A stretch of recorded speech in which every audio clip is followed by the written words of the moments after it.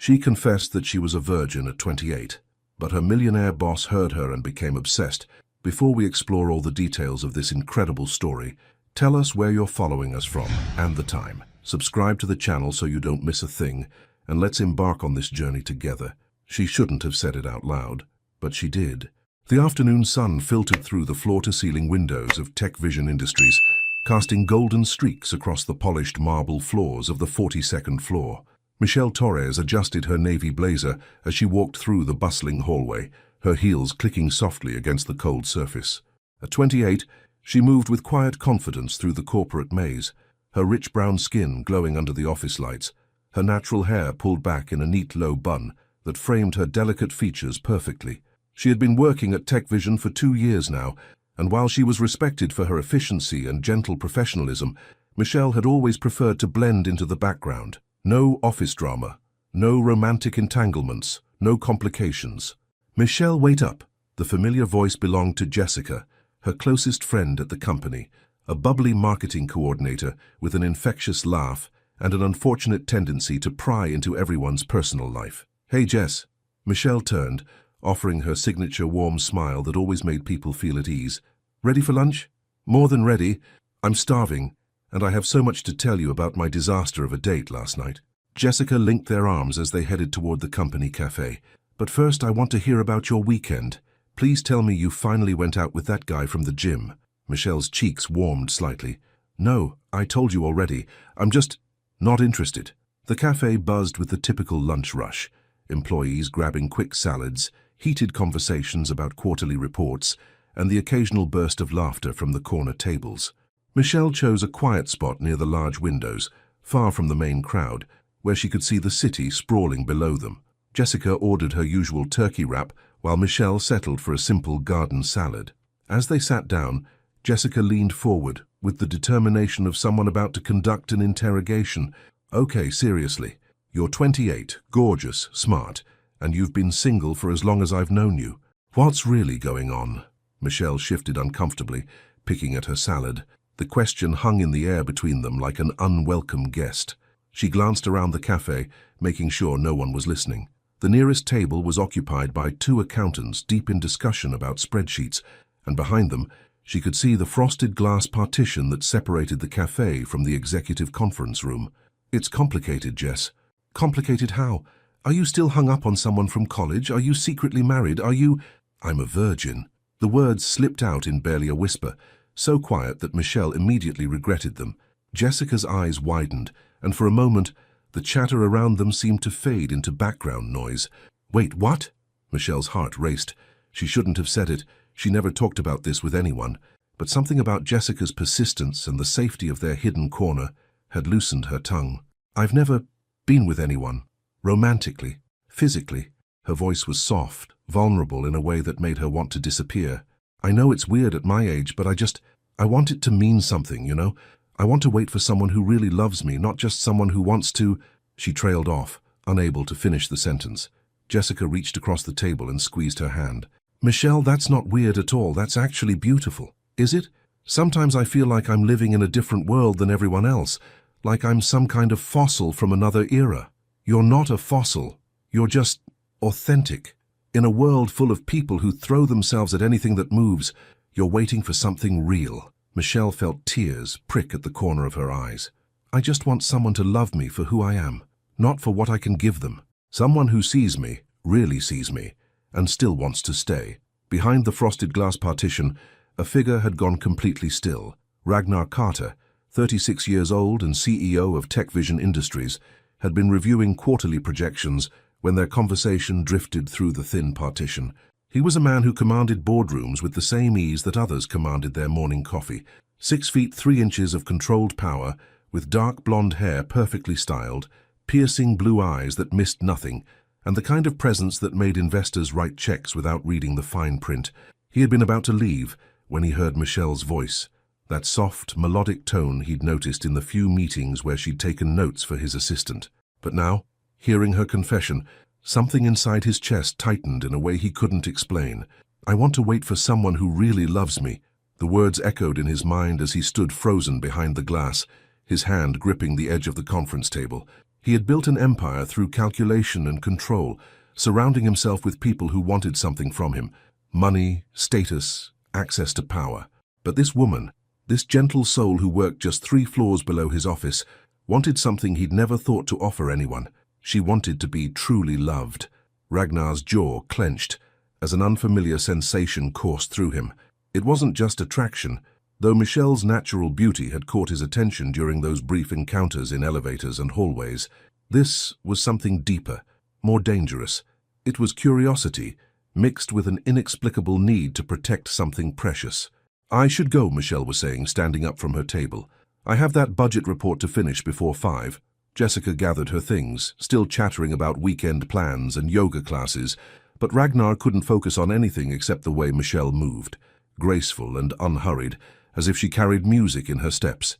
He waited until they were gone before emerging from the conference room, his mind racing with thoughts he couldn't categorize. In the span of 5 minutes, everything had shifted.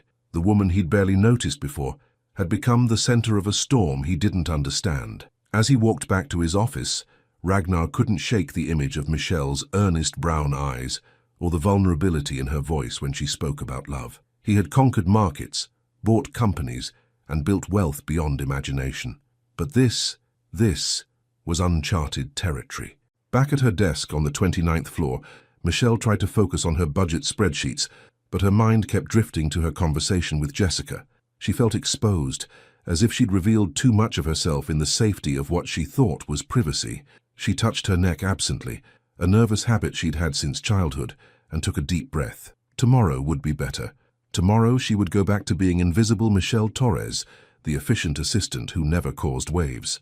She had no idea that 3 floors above her, a powerful man was staring out his corner office window, unable to concentrate on anything except the sound of her voice saying she wanted to be truly loved. And in that moment, everything changed, though neither of them knew it yet. He told himself it was just curiosity, but his hands were shaking. The morning arrived grey and unwelcoming, Chicago's skyline wrapped in a blanket of clouds that seemed to mirror Ragnar's restless mood. He had spent the entire night staring at his ceiling, replaying Michelle's words until they became a mantra he couldn't escape. "I want someone who really loves me." By 6 a.m., he was already in his office, nursing his 3rd cup of black coffee and pretending to review merger documents. But every few minutes his eyes drifted to the elevator bank, visible through his glass walls, waiting for a glimpse of brown skin and gentle movements. He felt ridiculous. Ragnar Carter didn't wait for anyone. People waited for him. CEOs of Fortune 500 companies called him for advice. Investment firms courted his business. Models and socialites threw themselves at his feet. Yet here he was, a grown man reduced to watching elevators like a lovesick teenager. The soft chime of the elevator made his pulse quicken, but it was only Davidson from accounting, carrying his usual stack of manila folders and wearing the perpetually stressed expression of someone who lived in spreadsheets. "Get it together," Ragnar told himself, forcing his attention back to the documents. "She's just an employee." But even as he tried to convince himself, he knew it was a lie. Michelle Torres had become something much more dangerous than just an employee.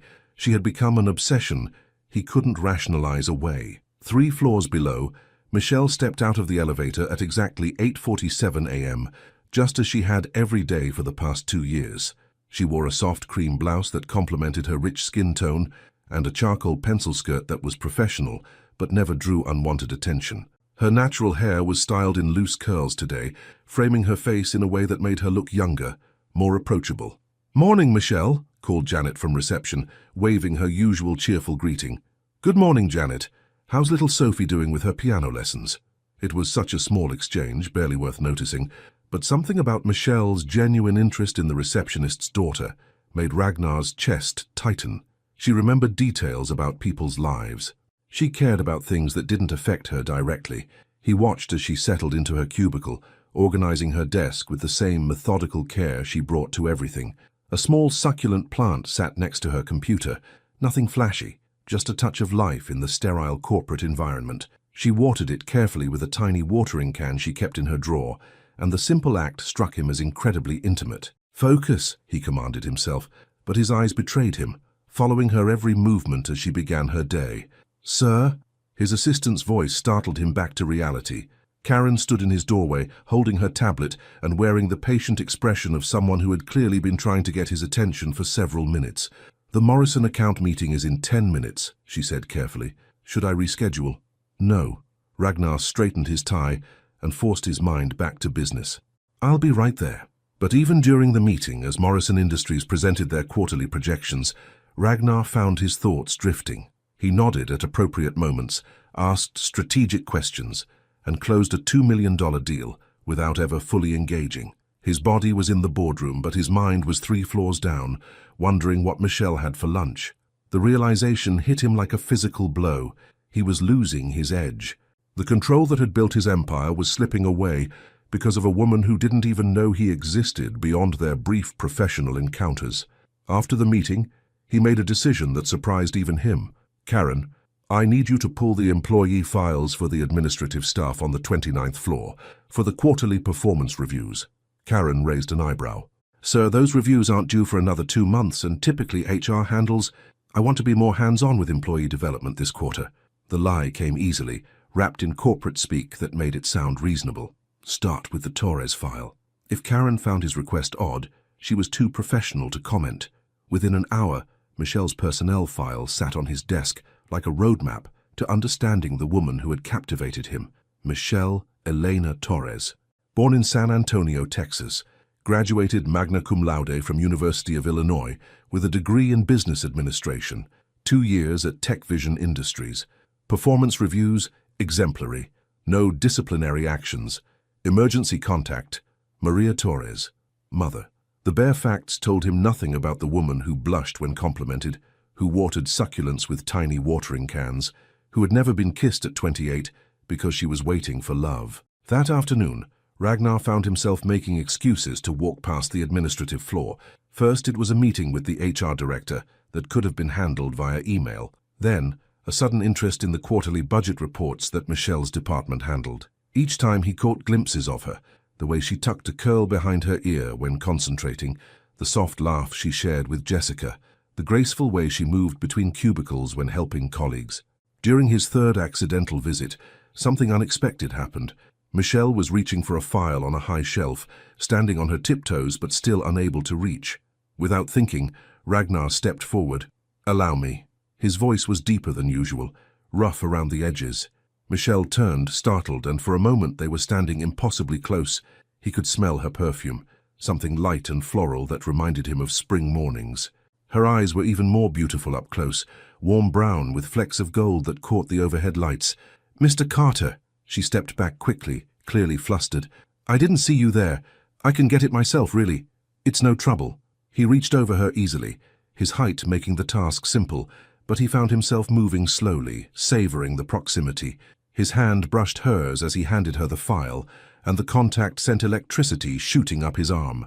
"Thank you," she whispered, and he could see the rapid pulse at her throat, the way her breath had quickened. "Michelle, right?" He knew perfectly well what her name was, but the pretense felt necessary. "Yes, sir.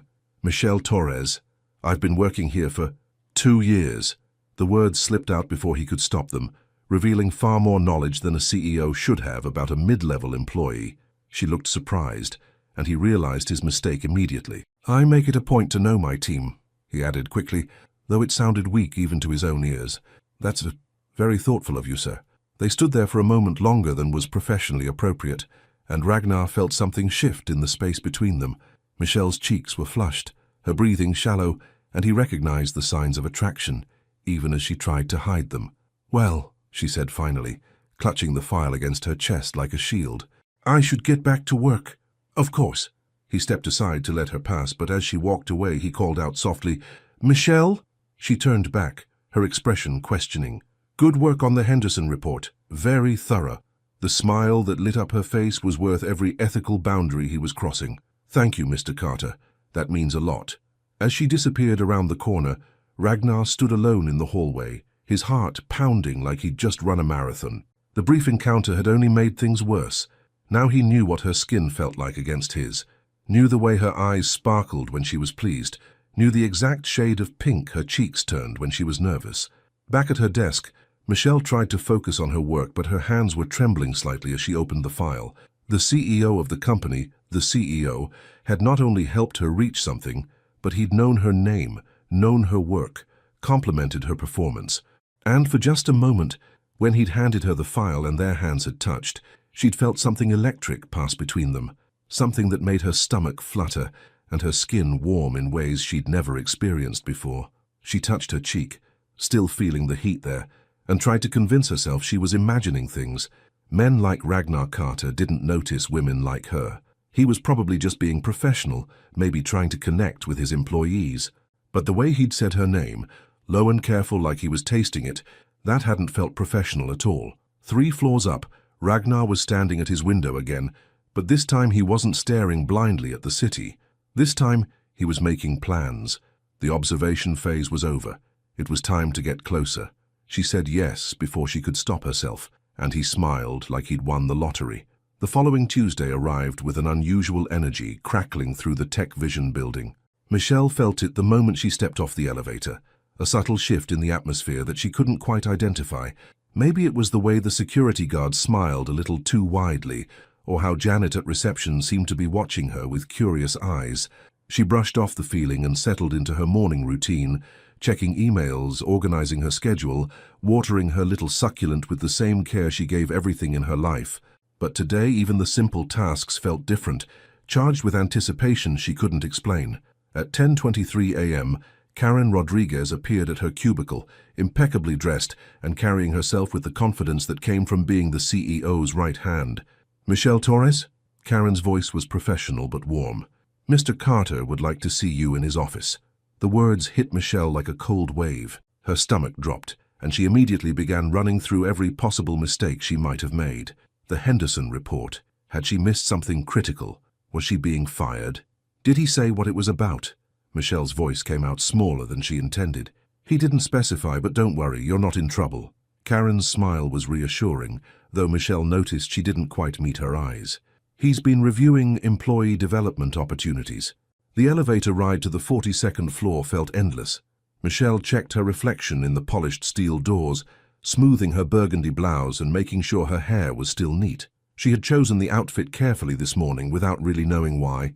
It brought out the warmth in her skin and made her feel confident, which she desperately needed right now. The executive floor was a different world from her usual workspace. Everything here spoke of power and success. Rich mahogany panels, original artwork, floor-to-ceiling windows that offered commanding views of Chicago's skyline. Michelle had only been up here twice before, both times to deliver urgent documents, and she'd never stayed longer than necessary. "Mr. Carter will see you now," Karen said, gesturing toward the corner office with double doors that seemed impossibly intimidating. Michelle knocked softly and heard his voice, that deep, commanding tone that made her pulse quicken, telling her to enter. Ragnar's office was exactly what she'd expected, massive, elegant, and designed to impress. But what she hadn't expected was the way he looked when he saw her. His usual composed expression flickered for just a moment, revealing something warmer, more personal, before the professional mask slipped back into place. "Michelle, thank you for coming up." He stood from behind his desk, and she was struck again by his imposing presence.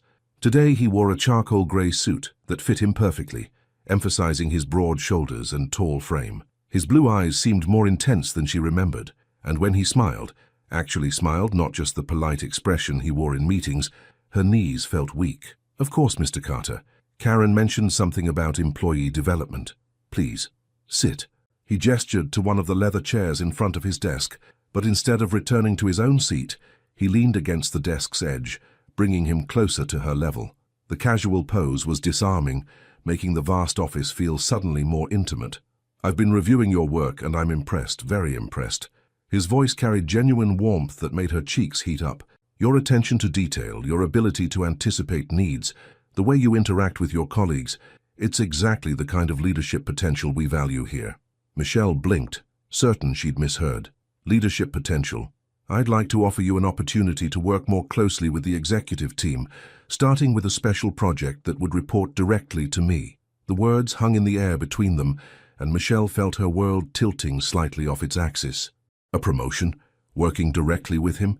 It was everything she'd dreamed of professionally, but something in his tone, in the way he was looking at her, suggested this was about more than just business. That's incredibly generous, but I'm not sure I'm qualified for... You are! He said it with such conviction that she almost believed him. The question is whether you're interested. She studied his face, searching for clues about what this really meant. His expression was carefully controlled, but she could see something burning behind those blue eyes, an intensity that made her skin tingle and her breath catch. What kind of project? Market research for our expansion into emerging technologies, building on the success of your preliminary work on the Austin market analysis. It would require some travel, evening meetings, close collaboration with me personally. Each word seemed deliberately chosen, loaded with meaning she wasn't sure she was brave enough to interpret. Travel? Nothing too extensive. Maybe a weekend trip to San Francisco next month, a conference in Denver the month after. All expenses paid, of course, and a significant salary increase to reflect your new responsibilities. Michelle's mind raced. The professional opportunity was incredible, but the personal implications terrified her. She could feel the pull between them, the electric tension that made every interaction feel dangerous and thrilling. Working closely with him would be playing with fire, and she'd never been the kind of woman who took those risks. Can I think about it? Of course. He stood and walked to his window, hands clasped behind his back. Take all the time you need. But Michelle... Yes? He turned back to her, and the look in his eyes made her breath catch. I hope you'll say yes. I think we could accomplish great things together. The way he said together sent a shiver down her spine. She stood quickly, needing to escape before she made a decision that could change everything. Thank you for considering me, Mr. Carter. I'll let you know soon. Ragnar. I'm sorry. When it's just us, call me Ragnar. We'll be working closely together after all. His smile was devastating, the kind that probably made million-dollar deals close themselves. If you take the position. She nodded, not trusting her voice, and headed toward the door, but before she could escape, he spoke again. Actually, Michelle, would you join me for coffee this afternoon? Around 3? I'd like to discuss some of the project details. Coffee. Just coffee. The rational part of her mind tried to convince her it was innocent, professional, but the way her heart was racing suggested otherwise. Yes, that would be fine. Excellent. There's a cafe across the street. Grounded. Do you know it? She nodded. She'd walked past it dozens of times but never gone in. It looked like the kind of place where important people made important decisions, all exposed brick and artisanal everything. 3 o'clock then. I'm looking forward to it. The elevator ride back to her floor passed in a blur. Michelle felt like she was floating, terrified and exhilarated in equal measure. When she reached her desk, Jessica immediately pounced. What was that about? You look like you've seen a ghost or won the lottery, I can't tell which. He offered me a promotion, a big one. That's amazing. Wait, why do you look like you're about to throw up? Michelle sank into her chair, her legs suddenly unsteady. Because I think he might be interested in me, as more than just an employee. Jessica's eyes widened. The CEO, our CEO, the gorgeous, mysterious, probably worth more than a small country CEO? Keep your voice down, Michelle hissed, glancing around to make sure no one was listening. Oh my God, Michelle, this is huge. What are you going to do? I don't know. We're having coffee at 3 to discuss the project details. She made air quotes, her stomach churning with nervous energy. And I have no idea what I'm doing. Jessica, you know I've never even been on a real date. What if I'm completely misreading this? What if it really is just professional? Honey, look at me. Jessica grabbed her hands, forcing eye contact. Trust your instincts. If your gut is telling you there's something more here, then there probably is. The question is, what do you want? That was the terrifying part. For the first time in her life, Michelle wanted something that scared her.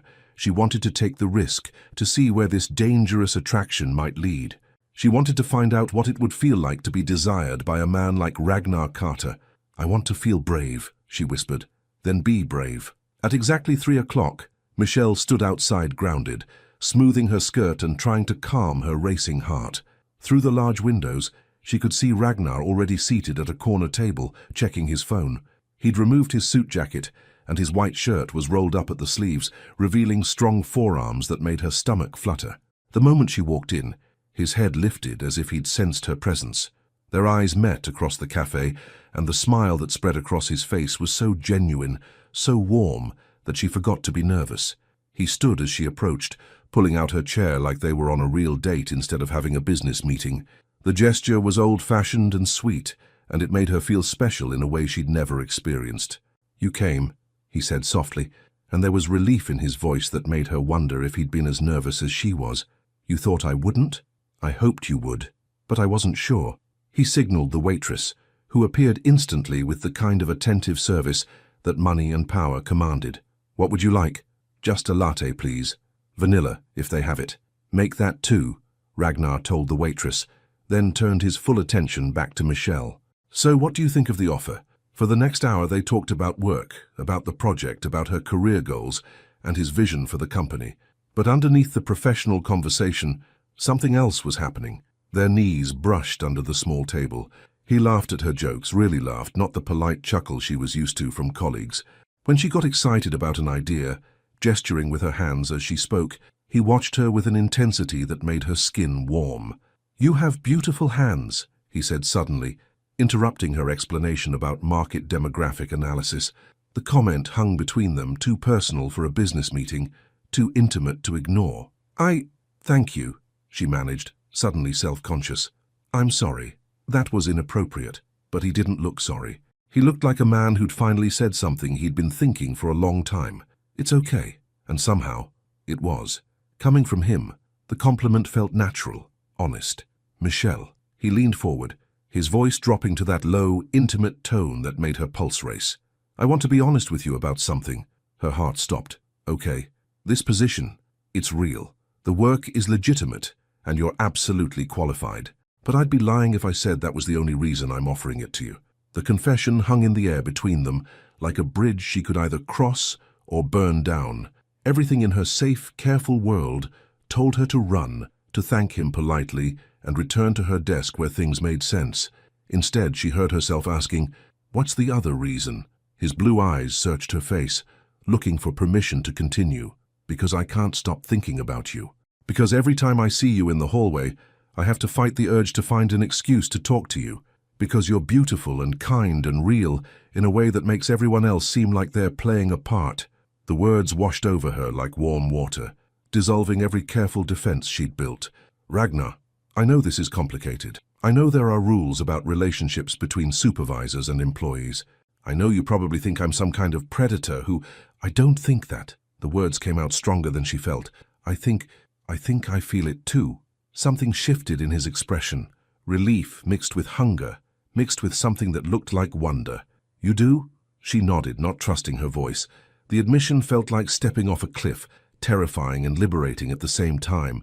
He reached across the table and covered her hand with his, the simple contact sending electricity shooting up her arm. Then say yes. To the job, to spending more time together, to seeing where this goes. Looking into his eyes, seeing the vulnerability behind his confidence, Michelle made a choice that would change everything. Yes. And just like that, her carefully ordered world began to beautifully unravel. She was supposed to be reviewing market data, but all she could think about was the way he said her name. 3 weeks into her new position, Michelle had discovered that working closely with Ragnar Carter was both a dream and a sweet kind of torture. The project was everything he'd promised, challenging, engaging, and career-defining. But the man himself was proving to be far more complex and captivating than she'd ever imagined. It was 7:30 p.m. on a Thursday, and the executive floor had emptied hours ago. The cleaning crew had finished their rounds, leaving behind the faint scent of lemon polish and the kind of silence that only existed in empty office buildings. Michelle sat in the small conference room adjacent to Ragnar's office, surrounded by market research reports and demographic charts, her laptop screen casting a blue glow across her concentrated features. She had been working in this space for the past week, and it had quickly become her favorite place in the building. The room had floor-to-ceiling windows that offered a stunning view of Chicago's evening skyline, and Ragnar had made sure she had everything she needed: a comfortable ergonomic chair, a high-end computer, even fresh flowers that appeared mysteriously on the table every Monday morning. You're still here. His voice made her look up from the spreadsheet she'd been analyzing. Ragnar stood in the doorway, having shed his suit jacket and tie sometime during the day. His white shirt was unbuttoned at the collar, sleeves rolled up to reveal those strong forearms that had been featuring prominently in her increasingly vivid dreams. So are you, she replied, trying to keep her voice steady despite the way her heart had started racing at the sight of him. I had a conference call with Tokyo, different time zones. He moved into the room, bringing with him the subtle scent of his cologne, something expensive and masculine that made her want to breathe deeper. "What's your excuse?" Michelle gestured at the papers spread across the table. "The Denver market demographics are more complex than we initially thought.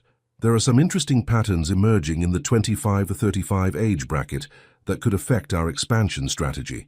She launched into an explanation of her findings, her enthusiasm for the work overriding her nervousness about being alone with him. As she spoke, pointing out trends and outliers in the data, she noticed the way he was listening, not just to her words, but to her, as if everything she said mattered deeply to him. "You're brilliant," he said quietly when she finished, and the sincerity in his voice made her cheeks warm. "I'm just doing my job." "No, you're exceeding every expectation I had, and my expectations were already high." He moved closer, coming to stand beside her chair to look at the data she'd been analyzing. "Show me this pattern you identified." Michelle tried to focus on the spreadsheet, but having him so close was making it impossible to think clearly. She could feel the warmth radiating from his body, could smell that intoxicating cologne mixed with something that was purely him. When she reached for her pen to point out a specific data point, his hand covered hers. "Here," she managed, her voice barely above a whisper. "You can see how the numbers shift when we factor in household income versus education level." But neither of them was looking at the data anymore. Ragnar's fingers had intertwined with hers, and the simple contact was sending electricity shooting up her arm. She turned to look at him, and found his blue eyes fixed on her face with an intensity that made her breath catch. "Michelle," he said softly, and her name sounded different in his voice, like a prayer, like a promise. "We shouldn't," she started, but she didn't pull her hand away. "Probably not," he agreed, but he didn't move either. "But I can't seem to help myself around you." The confession hung between them, honest and vulnerable. Michelle felt like she was standing at the edge of a precipice, knowing that one step forward would change everything, but unable to resist the pull. "I think about you," she admitted, the words tumbling out before she could stop them. "More than I should, more than is professional." Something shifted in his expression, surprise mixed with relief, mixed with desire so intense it made her stomach flip. "What do you think about?" His voice was rough, lower than usual.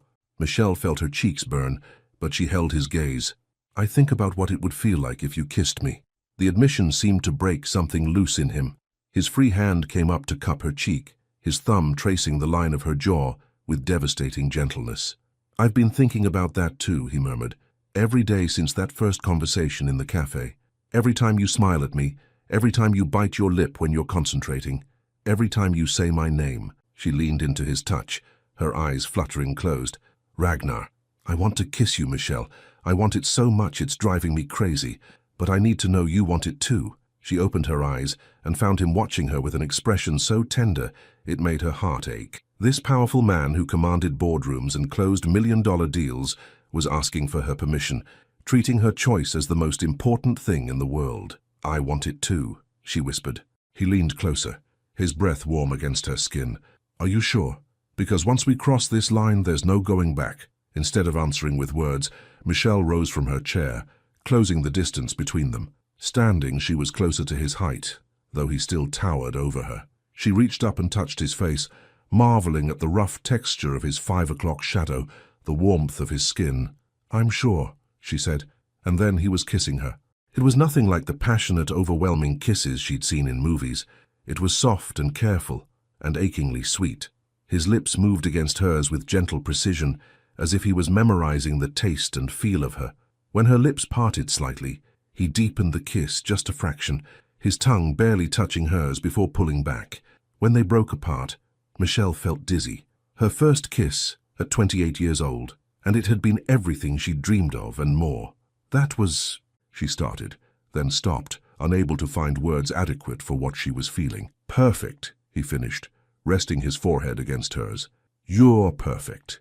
They stood there for a long moment, breathing the same air, neither wanting to break the spell. Finally, Ragnar pulled back slightly, his hand still framing her face. "We should probably talk about what this means," he said reluctantly. Michelle nodded, though talking was the last thing she wanted to do. "Probably, but not tonight." He pressed a soft kiss to her forehead. "Tonight, I just want to hold on to this moment. What happens tomorrow? Tomorrow, we figure out how to navigate this without compromising your career or putting you in an uncomfortable position." His thumbs traced circles on her cheeks. "I won't let anything happen to you because of this, Michelle. I promise." The sincerity in his voice made her believe him. "And if people find out? Then we'll deal with it together. But for now, this is just between us."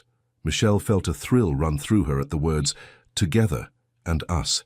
She had never been part of an us before, had never had someone want to protect her the way Ragnar clearly did.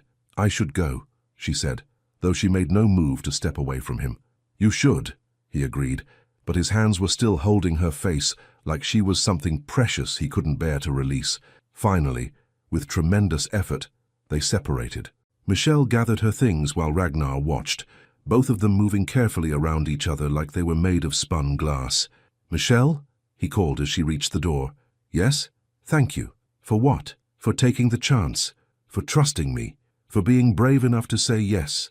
The elevator ride to the parking garage felt surreal. Michelle touched her lips, still able to feel the lingering warmth of his kiss. Her phone buzzed with a text message, and her heart skipped when she saw his name. "Drive safely, sleep well. I'll see you tomorrow." She typed back quickly. "Thank you for tonight. See you tomorrow." His response came immediately. "I'm already counting the minutes." As Michelle drove home through the quiet Chicago streets, she felt like she was floating. Her carefully ordered world had shifted completely off its axis, but instead of feeling scared, she felt alive in a way she never had before.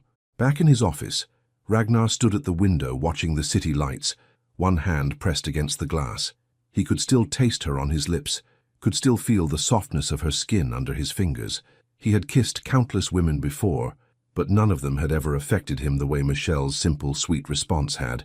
She was going to ruin him, he realized. This gentle, authentic woman, who blushed when he complimented her and kissed like it was a sacred act, was going to completely destroy his carefully constructed walls, and he couldn't wait to let her.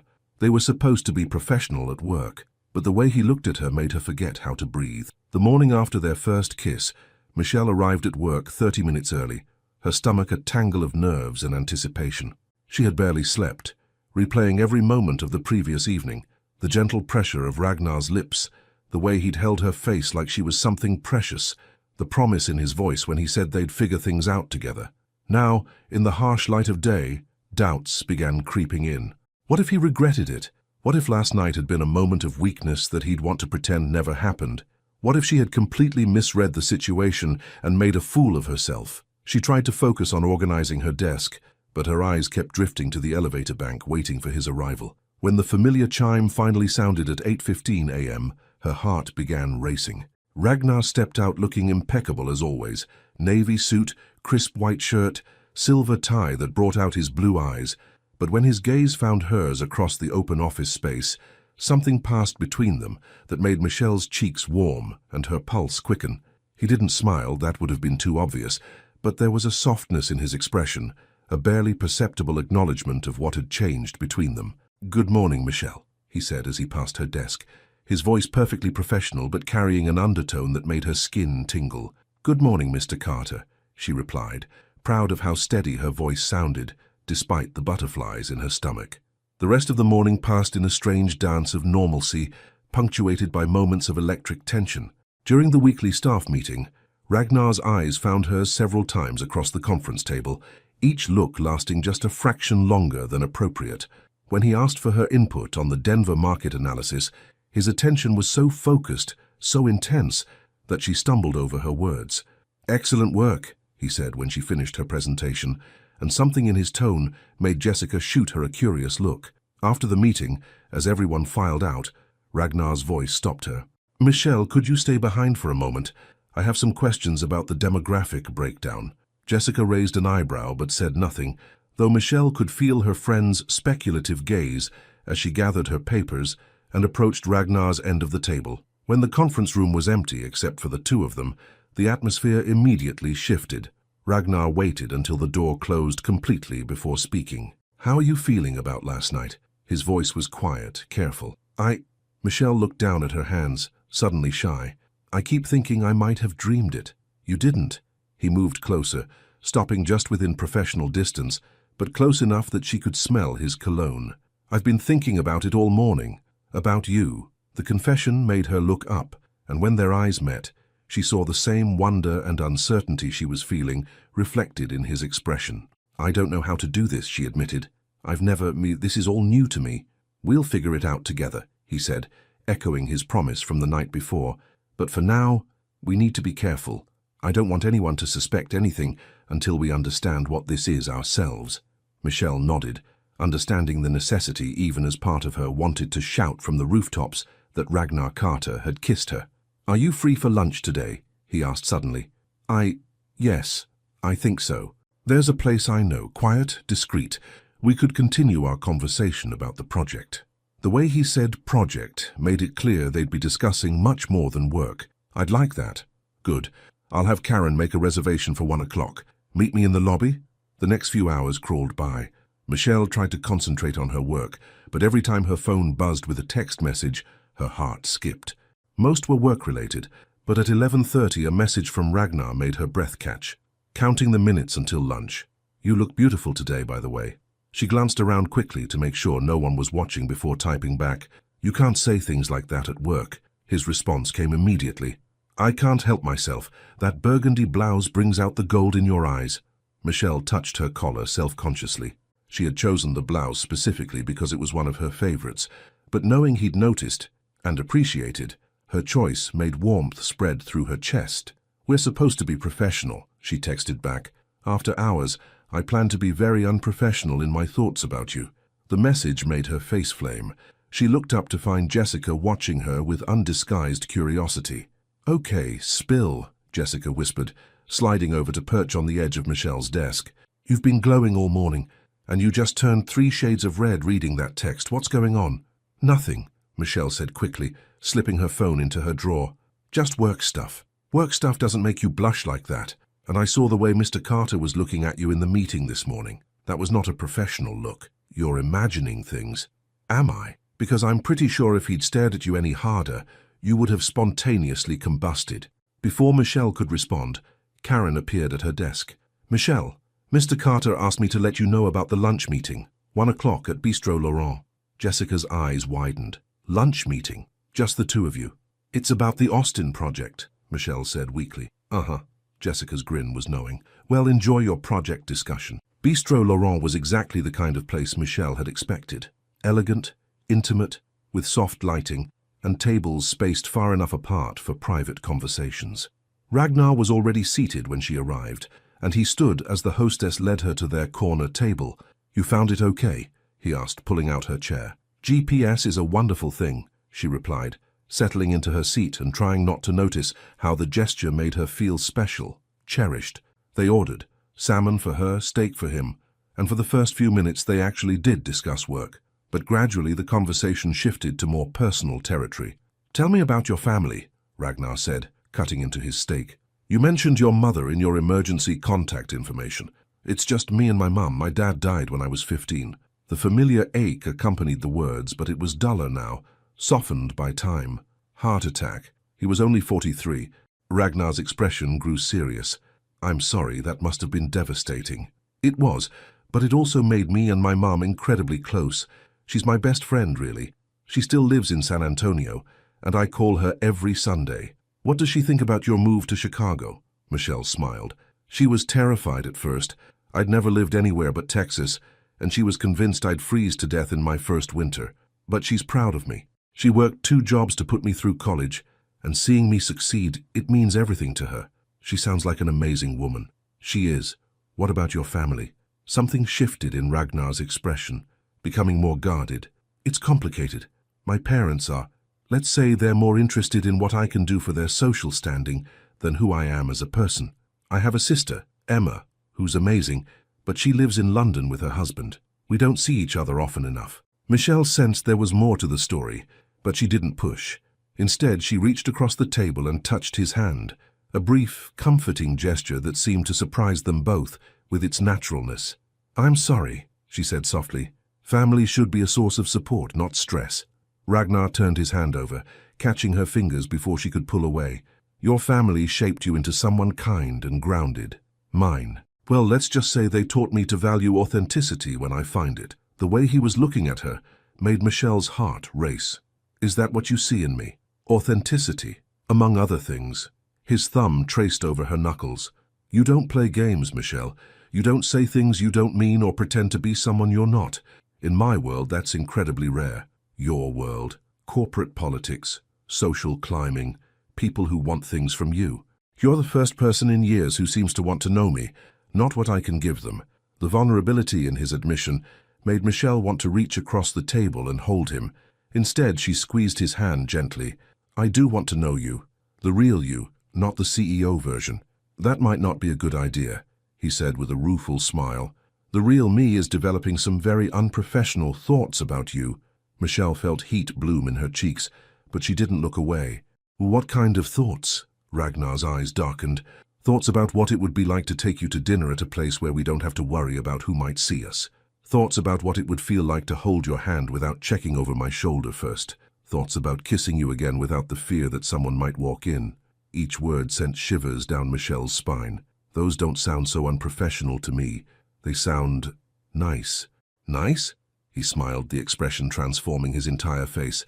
I'm trying to seduce you with romantic fantasies, and you think they sound nice?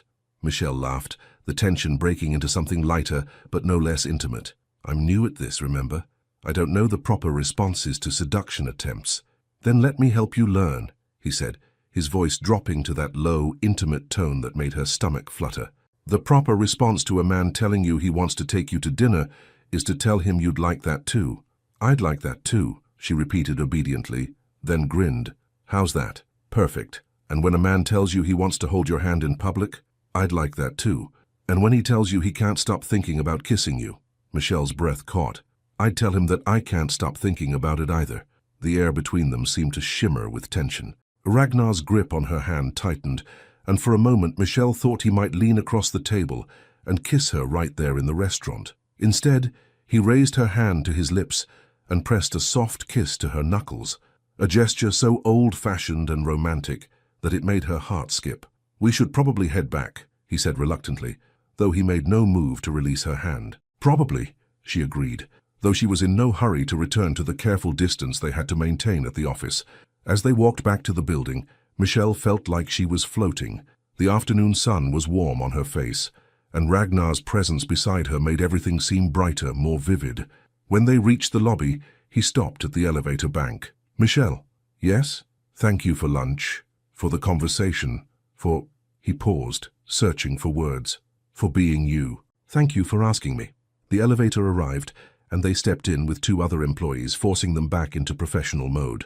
But as they rode up in silence, Michelle caught Ragnar's reflection in the polished steel doors, and the soft smile on his face made her feel like she was keeping the most wonderful secret in the world. Little did she know that someone had been watching them through the restaurant window, and their secret was about to become much more complicated. The photo on her desk changed everything, and not in the way she'd hoped.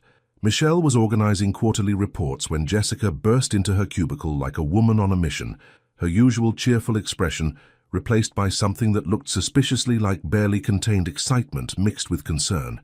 We need to talk, Jessica whispered urgently, glancing around to make sure no one was listening. Coffee break, now. Jess, I have this presentation to finish for... Now, Michelle? Jessica's tone brooked no argument. Trust me, this can't wait. 5 minutes later, they were huddled in the far corner of the company cafe, Jessica clutching her phone like it contained state secrets. Michelle's stomach churned with a growing sense of dread.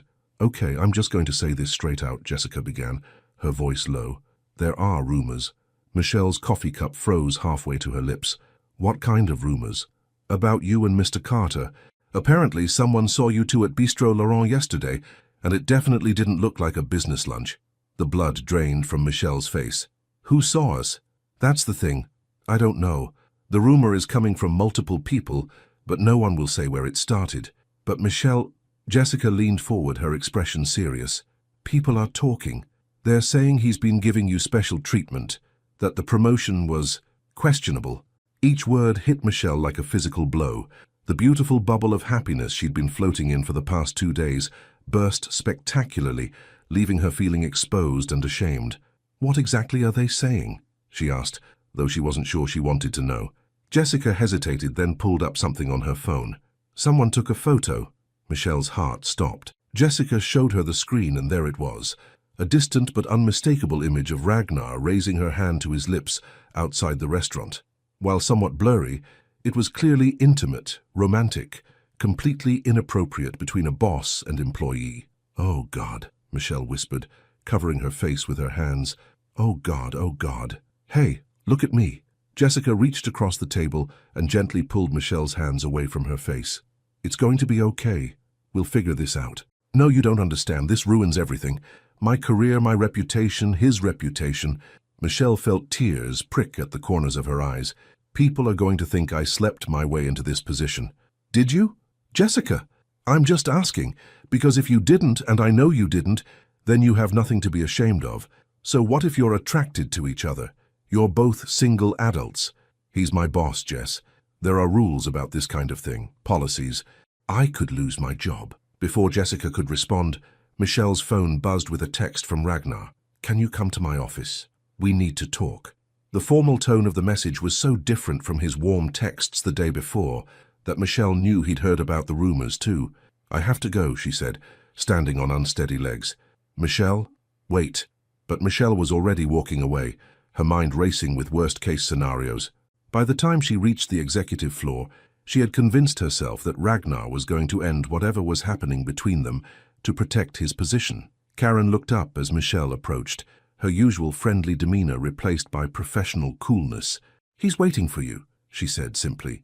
But Michelle caught the slight emphasis on waiting that suggested this meeting was not going to be pleasant. Michelle knocked and entered Ragnar's office to find him standing at his window, hands clasped behind his back in the pose she now recognized as his way of processing difficult situations. He didn't turn around immediately when she entered. "Close the door," he said quietly. The click of the door closing felt like a death knell. Michelle stood just inside the office, her hands clasped so tightly in front of her that her knuckles were white. "You've heard," Ragnar said. It wasn't a question. "Yes." Finally he turned to face her, and Michelle's heart broke a little at what she saw in his expression. The warmth and wonder that had been there just yesterday was replaced by the cold, controlled mask he wore in business meetings. "Show me," he said simply. With trembling fingers, Michelle pulled up the photo on her phone and handed it to him. She watched his jaw clench as he studied the image, his blue eyes growing stormy. "Damn," he said softly, handing the phone back to her. "I'm sorry, Michelle, this is my fault." "Your fault? I should have been more careful. I should have thought about how this would look, what it could do to your reputation." He ran a hand through his hair, disrupting his usually perfect style. "I was selfish." The word stung. "Selfish? I wanted to be with you so badly that I didn't consider the consequences, and now you're paying the price." Michelle felt something cold settle in her stomach. "What are you saying?" Ragnar moved to his desk, putting the large piece of furniture between them like a barrier. When he spoke again, his voice had taken on the impersonal tone he used in board meetings. "I think it would be best if we transferred you back to your original position, with a commendation, of course, and a salary increase to reflect your excellent work on the Austin project." The words hit Michelle like a slap. "You're firing me. I'm protecting you. If you go back to your old job, people will assume this was all professional. The rumors will die down. And what about us?" The question came out smaller than she intended. For just a moment, his professional mask slipped, revealing the pain underneath. "There is no us, Michelle. There can't be. I should have realized that from the beginning." Michelle felt like the ground was falling out from under her. "So that's it? One photo and you're just done?" "It's not that simple." "It sounds pretty simple to me." Anger was beginning to replace the hurt, giving her strength. "Yesterday you were talking about taking me to dinner, about wanting to hold my hands in public. Today you're acting like I'm some kind of liability you need to manage." "You're not a liability. Then what am I?" She stepped closer to his desk, her voice rising slightly. "Because right now I feel like I'm something you're ashamed of." "I'm not ashamed of you." His voice cracked slightly on the words. "I'm ashamed of myself, for putting you in this position, for not thinking it through, for being selfish enough to think we could make this work. We could make it work if you weren't such a coward." The word hung in the air between them like a challenge. Ragnar's eyes flashed, and for a moment she saw the man who had kissed her so tenderly just 2 nights ago. "A coward? Yes. You're so afraid of what people might think, of how it might affect your precious reputation, that you're willing to throw away something real." Tears were starting to fall now, but Michelle didn't care. "You told me you valued authenticity. But the first time it gets difficult, you run back to your corporate shell. It's not about my reputation. Then what is it about? It's about yours. The words exploded out of him, raw and painful. Do you know what they're saying about you downstairs? They're calling you a gold digger, saying you seduced me for the promotion. They're questioning every piece of work you've done, every accomplishment you've earned. Each word was like a knife to Michelle's heart, but she forced herself to stand straight. And you believe them? Of course not. But you're going to let them win anyway. She wiped her eyes with the back of her hand, trying to maintain some dignity. You know what? You're right. You are selfish, but not for the reasons you think. Michelle, you're selfish because you're making this decision for both of us. You're deciding what I can and can't handle, what my reputation is worth, what risks I'm willing to take. You never even asked me what I wanted. The accusation seemed to hit him like a physical blow. What do you want? I want to fight for this. I want to prove that what we have is real, that it's worth the gossip and the stares and the whispers. I want to be brave enough to stand up for something that matters. Her voice broke slightly, but I can't do it alone. For a moment, something flickered in his eyes. Hope, longing, the ghost of the man who had held her so carefully just days before. But then the mask slipped back into place. I can't give you what you want, Michelle. I'm sorry. The finality in his voice was like a door slamming shut. Michelle nodded slowly, feeling something inside her chest shatter into 1,000 pieces. I understand, she said quietly. You're not the man I thought you were. She turned to leave, but his voice stopped her at the door. Michelle. She looked back, hoping against hope that he had changed his mind, that he was going to fight for them after all. I'll make sure the transition back to your old position is seamless, and the salary increase is non-negotiable. You've earned it. The professional tone was the final nail in the coffin. Michelle straightened her shoulders and looked him directly in the eye. Keep your money, Ragnar. Some things can't be bought.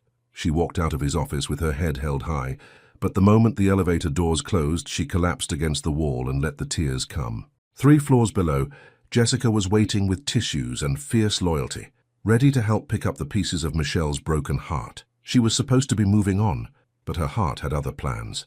2 weeks had passed since Michelle walked out of Ragnar's office, and the Tech Vision building felt like a minefield of whispered conversations and pointed stares. She had returned to her old position as promised, but the damage to her reputation lingered like smoke after a fire, invisible but impossible to ignore. Michelle sat at her original desk, the familiar cubicle feeling smaller than before after her brief taste of the executive floor. The Denver project files had been quietly transferred to another team, and she'd thrown herself into mundane administrative tasks with the kind of desperate focus that comes from trying not to think about what you've lost. You look terrible, Jessica announced, appearing at her desk with 2 cups of coffee and the blunt honesty that came with true friendship. Good morning to you too, Michelle replied, accepting the coffee gratefully. She knew Jessica was right. The sleepless nights showed in the dark circles under her eyes, and she'd lost weight from stress and a complete lack of appetite. Have you eaten anything today? I had toast this morning. It's 2 p.m., Michelle. Toast doesn't count as sustenance. Jessica perched on the edge of the desk, her expression shifting from teasing to concerned. You can't keep doing this to yourself. Doing what? Pretending you're fine when you're clearly falling apart. When's the last time you actually smiled? And I mean really smiled, not that fake thing you do when people ask how you're doing. Michelle stared at her computer screen, unwilling to meet Jessica's knowing gaze. I'm processing. It takes time. You're punishing yourself. There's a difference. Before Michelle could respond, her phone buzzed with a text from an unknown number. Michelle, this is Emma Carter, Ragnar's sister. Could we meet for coffee? I'm in Chicago for a few days. Michelle's heart stopped. She showed the message to Jessica, who raised her eyebrows. Well, that's unexpected. Are you going to respond? I don't know. What could she possibly want to talk about?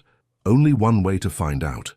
An hour later, Michelle found herself sitting in a small cafe 3 blocks from Tech Vision, nervously stirring her latte while waiting for a woman she'd never met, but who shared DNA with the man who'd broken her heart.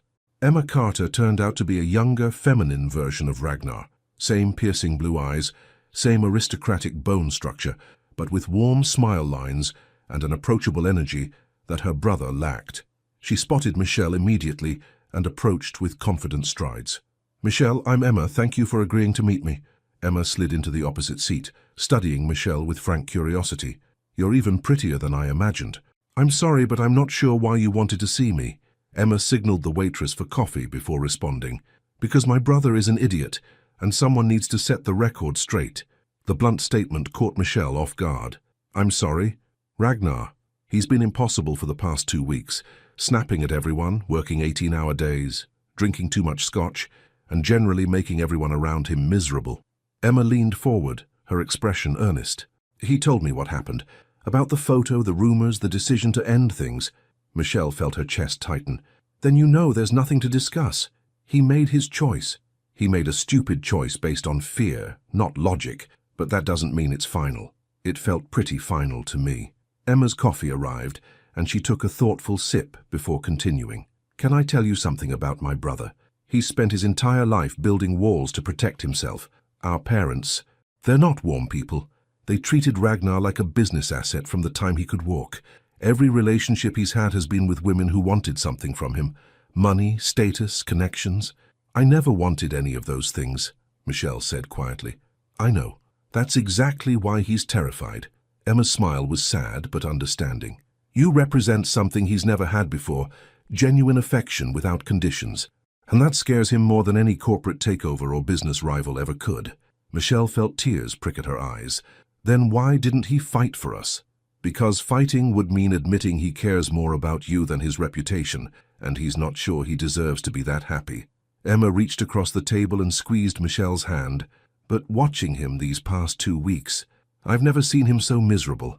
He's realized what he gave up. It doesn't matter. He was right about one thing. The rumors haven't stopped. If anything, they've gotten worse since I went back to my old job. People think I got rejected after trying to seduce him. And do you care what those people think? The question was simple, but it cut straight to the heart of Michelle's struggle. I want to say no, but you're human, and no one likes being gossiped about. Emma nodded understandingly. I get it. But can I ask you something? Do you love him? The question hung in the air like a challenge. Michelle had been so careful not to use that word, even in her own thoughts, but hearing it spoken aloud made her realize the truth she'd been hiding from. Yes, she whispered. I think I do. Then fight for him. He doesn't want me to. He doesn't think he deserves you. There's a difference. Emma pulled out her phone and showed Michelle a photo, Ragnar at what looked like a family dinner, but his usual confident expression was replaced by something hollow and tired. This was taken 3 days ago. Does this look like a man who's happy with his decision? Michelle studied the image, her heart clenching at the pain visible in Ragnar's face. What do you want me to do? Come to the charity gala tomorrow night? What gala? The annual Children's Hospital fundraiser. Ragnar's company is the primary sponsor, so he'll be there. It's black tie, very public, lots of important people. Michelle shook her head immediately. I can't. I don't have a dress. I don't know anyone.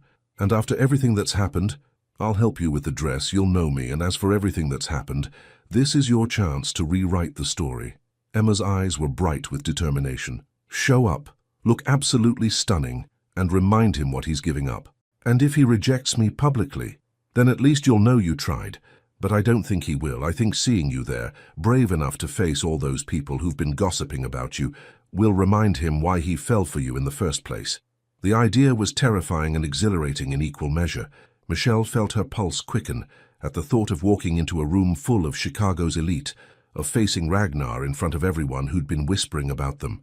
I don't know. Michelle, let me ask you something. 2 weeks ago, before all this happened, were you happy? Yes, happier than I'd ever been. And now? Miserable. Then what do you have to lose?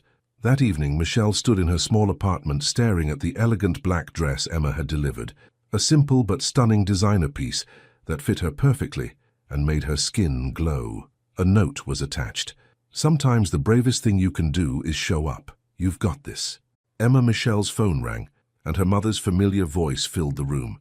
Mija, how are you? You sounded so sad when we talked yesterday. I'm okay, Mama. Just figuring some things out. This is about that man, isn't it? The one you didn't tell me about, but I could hear in your voice? Michelle smiled despite herself. Mothers always knew. Maybe. Do you love him? I think so. Then fight for him, baby girl. Love doesn't come around very often, and when it does, you don't let it go without a fight.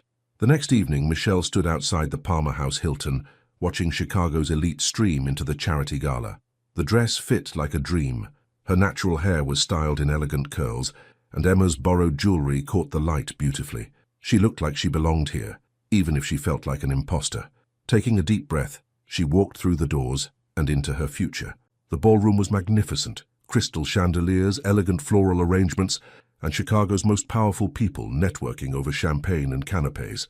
Michelle accepted a glass of sparkling water from a passing waiter and tried to blend into the crowd while searching for familiar faces. She found Emma first, radiant in midnight blue and deep in conversation with a distinguished older couple. When Emma spotted her, her face lit up with approval. "Michelle, you look absolutely stunning." Emma made quick introductions before leaning in close. "He's by the silent auction tables, and he looks like he'd rather be anywhere else." Michelle's heart raced as she spotted him across the room. Ragnar stood near a display of auction items, wearing a perfectly tailored black tuxedo that made him look like he'd stepped out of a magazine. But Emma was right. His usual confident posture was missing, replaced by something that looked almost defeated. "Go," Emma whispered. "Before you lose your nerve." Michelle walked across the ballroom, her heels clicking against the marble floor, her chin held high despite the trembling in her hands. She was halfway to him when he looked up and saw her. The effect was immediate and devastating. Ragnar's face went through a series of emotions: surprise, longing, pain, and something that looked like awe. Their eyes locked across the crowded room, and suddenly all the noise and chatter faded into background static. She had found her courage. Now she just had to hope he would find his. He thought he was protecting her, but she was done being protected. The ballroom seemed to hold its breath as Michelle walked toward Ragnar, every step deliberate and graceful, despite the storm of emotions raging inside her chest. She was vaguely aware of heads turning, conversations pausing, the subtle shift in energy that happens when something significant is about to unfold in a room full of people who thrive on drama. Ragnar stood frozen beside the silent auction display, his champagne glass forgotten in his hand as he watched her approach. Michelle had never seen him look so vulnerable, the careful mask of corporate confidence completely stripped away, leaving only raw emotion in his eyes.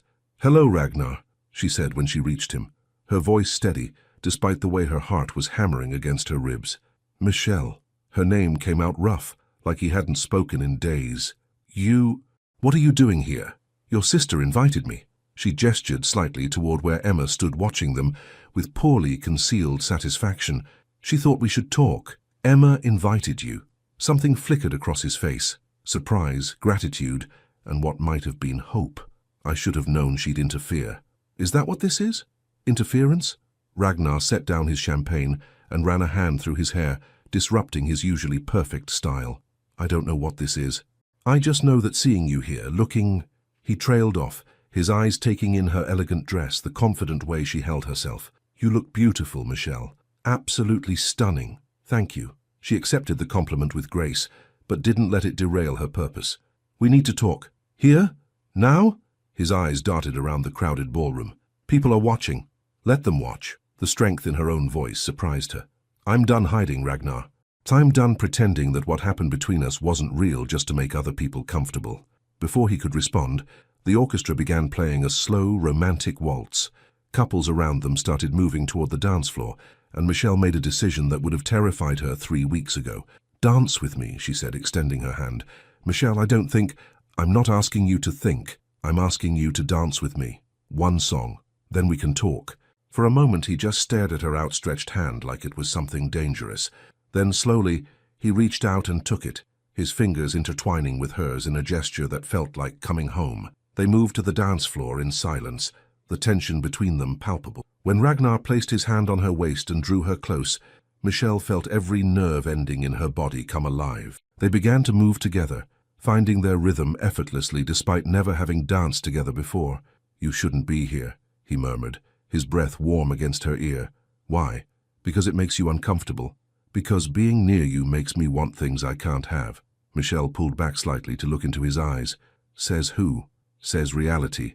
Says the fact that I'm your boss and you're my employee, and there are rules." "I quit." The word stopped him mid-sentence, mid-step. Other couples swirled around them as they stood motionless in the center of the dance floor. "You what?" "I quit. I handed in my resignation this afternoon, effective immediately." Michelle's chin lifted defiantly. "So now I'm not your employee. I'm just a woman who's tired of watching the man she loves run away from something beautiful because he's afraid of what people might think. The word loves hung between them like a confession, and Michelle saw the exact moment it hit him. His grip on her hand tightened, his eyes searching her face as if he couldn't quite believe what he'd heard. "You love me." His voice was barely above a whisper. "Yes, I love you. I love your stupid, noble attempt to protect my reputation, even when it breaks both our hearts.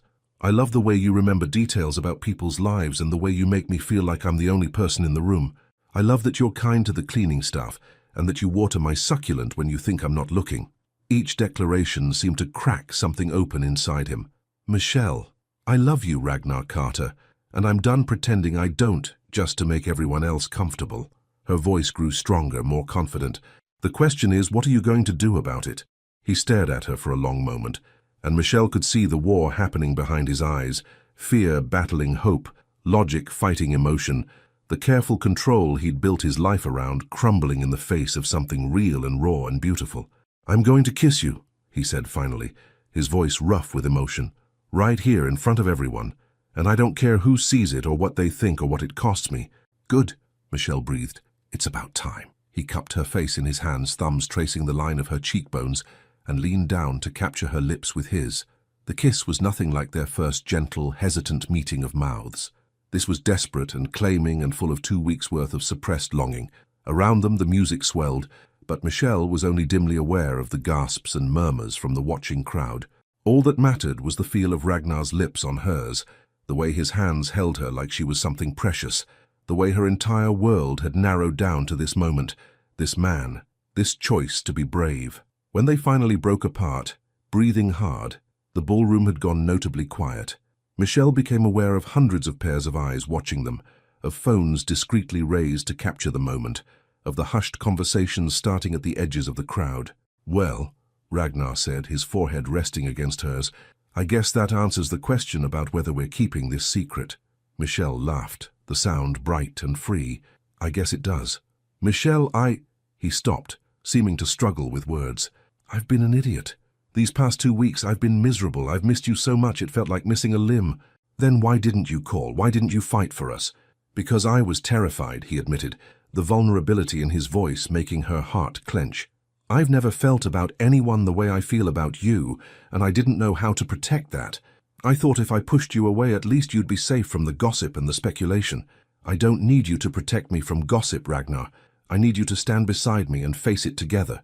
I know that now." He pulled her closer, his arms wrapping around her waist. "Emma may have mentioned something about me being an emotionally stunted coward who was throwing away the best thing that ever happened to him. Your sister is a very smart woman. She gets it from our side of the family." His smile was soft, genuine, the first real smile she'd seen from him in weeks. "Michelle, I love you too. I've loved you since that first day in the cafe, when you talked about waiting for someone who would really love you. I want to be that someone. I want to love you the way you deserve to be loved." Tears pricked at Michelle's eyes, but they were happy tears this time. "Even if it's complicated, even if people talk, especially then, let them talk. Let them speculate. Let them take all the pictures they want." He gestured toward the crowd of onlookers, many of whom were still staring. "I love you and I'm not hiding it anymore." The orchestra, apparently deciding that the drama had reached its peak, began playing again. Ragnar and Michelle started moving together once more, lost in their own world despite being the center of attention. "So what happens now?" Michelle asked as they swayed together. "Now? Now I take you to dinner at the most public restaurant in Chicago and hold your hand where everyone can see. Now I tell anyone who will listen that I'm dating the most incredible woman in the world. Now I stop being afraid of my own happiness. And the company? The policies about workplace relationships? You said you quit. I did. But I might be open to renegotiation if the terms were right." Ragnar's laugh was rich and warm. "I think we can work something out. Maybe a position in a different department reporting to someone else. Equal pay, equal respect. No special treatment except for the special treatment you get from me after hours." "After hours, huh?" "After hours. I plan to spend a lot of time showing you exactly how much I love you." His voice dropped to that intimate tone that made her stomach flutter. "Starting with a proper first date. Dinner, conversation, maybe a walk by the lake. Completely traditional and romantic. I'd like that." "Good, because I have a lot of lost time to make up for." As the song ended, They became aware of applause starting from somewhere in the crowd. Emma was clapping enthusiastically, tears of joy streaming down her face, and slowly other guests joined in, until the entire ballroom was filled with the sound of approval. "I think they like us," Michelle said, grinning up at Ragnar. "I think they do, but it doesn't matter what they think. All that matters is what we think." "And what do we think?" "We think," Ragnar said, spinning her once before pulling her back into his arms, "that sometimes the best things in life are worth fighting for, even when it's scary, even when it's complicated, even when everyone is watching." Michelle rose up on her tiptoes and kissed him again, soft and sweet this time, a promise of all the kisses to come. And in that moment, surrounded by Chicago's elite and the swirl of gossip and speculation, they realized that love, real, honest, brave love, was stronger than any rumor, any scandal, any fear. She had thought love would be the hardest part, but learning to trust happiness was proving even more challenging. 3 months later, Michelle stood in her new office on the 35th floor of Tech Vision Industries, watching the Chicago sunrise paint the sky in shades of gold and pink. Her title read Senior Strategic Analyst. She reported to the head of business development rather than Ragnar, and her salary reflected her actual worth to the company. It was everything she'd dreamed of professionally, but more importantly, it was something she'd earned through her own merit. A soft knock on her door made her turn. Ragnar stood in the doorway holding 2 coffee cups, his hair slightly mussed from the wind, and his smile soft with the kind of contentment that had become familiar over the past few months. "Good morning, beautiful," he said, closing the door behind him and crossing to where she stood by the window. "Good morning yourself." She accepted the coffee gratefully, breathing in the familiar scent of the vanilla latte he'd memorized as her favorite. "You're early today. Couldn't sleep. Too excited about tonight." He set his own coffee down and wrapped his arms around her from behind, resting his chin on her shoulder as they both looked out at the city waking up below them. Tonight. Michelle's stomach fluttered with a mixture of excitement and nervousness that had been building for weeks.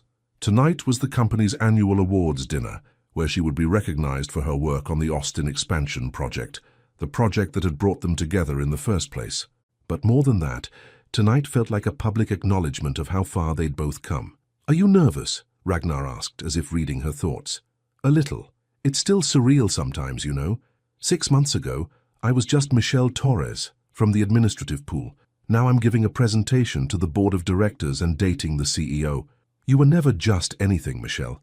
I just helped everyone else see what was already there." She leaned back against his chest, marveling at how natural this felt, standing in her office in his arms, sharing coffee and quiet conversation before the building filled with people. The rumors had died down after their very public declaration at the charity gala, replaced by something that looked suspiciously like respect. Turns out, people admired a love story when it was handled with dignity and authenticity. "Michelle?" Ragnar's voice had taken on a different quality, something nervous and hopeful that made her turn in his arms to look at him. "Yes? There's something I want to talk to you about, something I've been thinking about for a while now." Before she could respond, her office door burst open and Jessica rushed in, practically vibrating with excitement.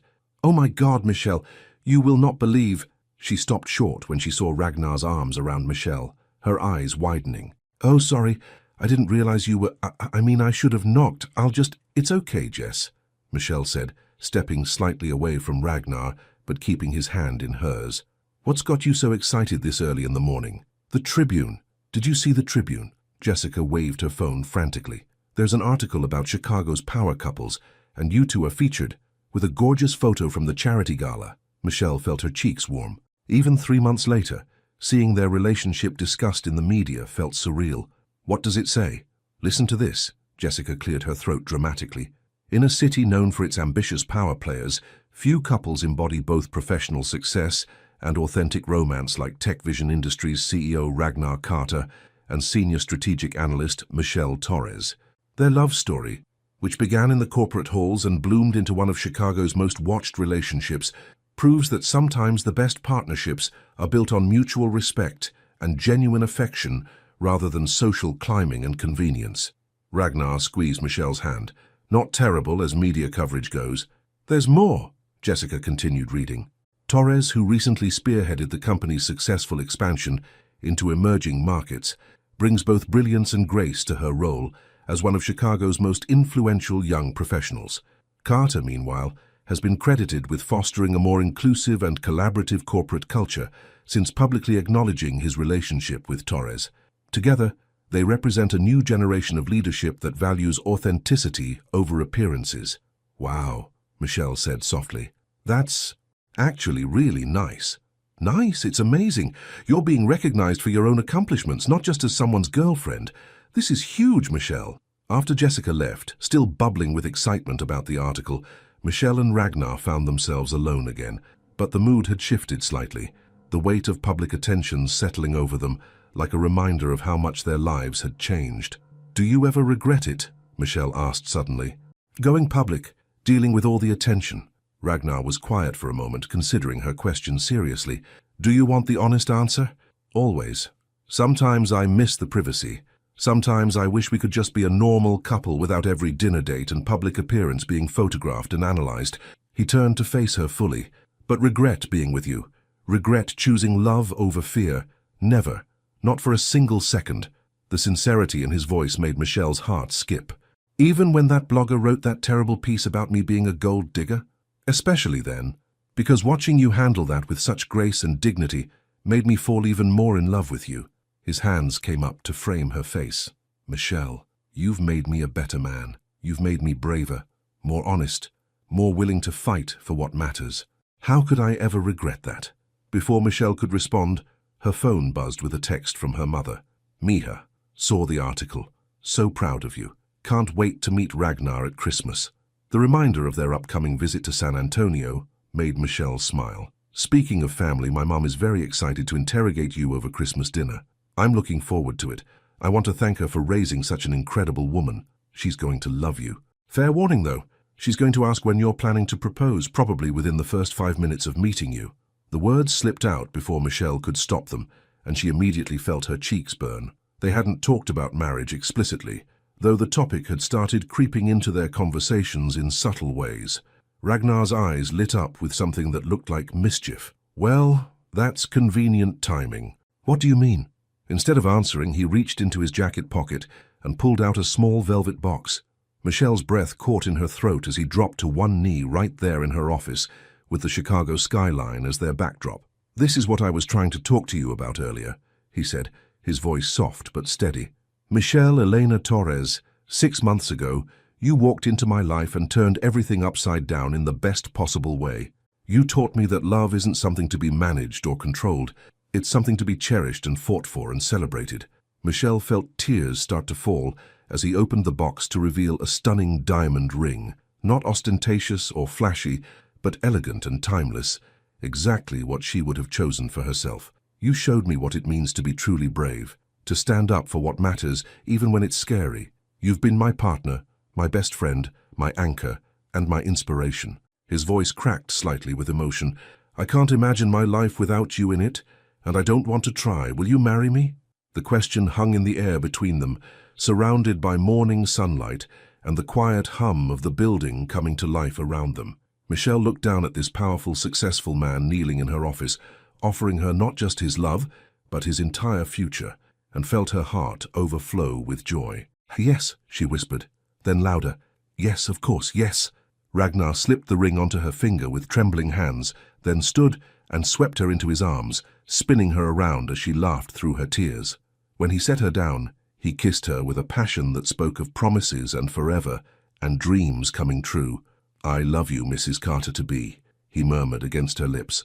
"I love you too, Mr. Torres Carter," she replied, making him laugh. "Hyphenating? We'll negotiate."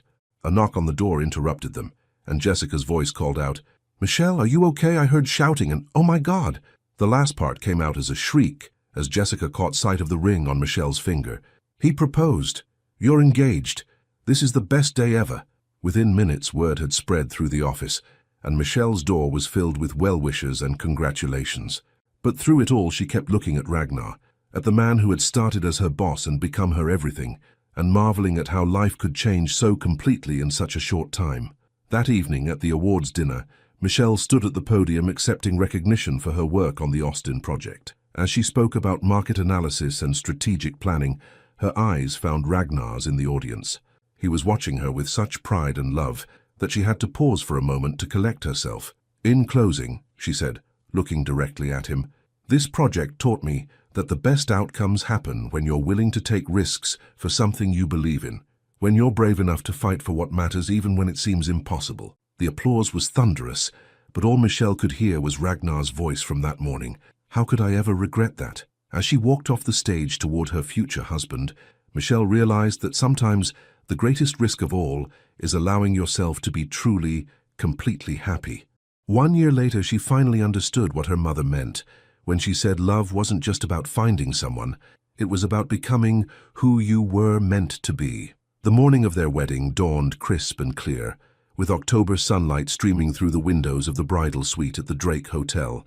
Michelle sat in front of an ornate mirror, watching her reflection as the makeup artist applied the final touches to her look. Her natural hair was styled in elegant braids, woven with tiny white flowers, and her grandmother's pearl earrings caught the light every time she moved.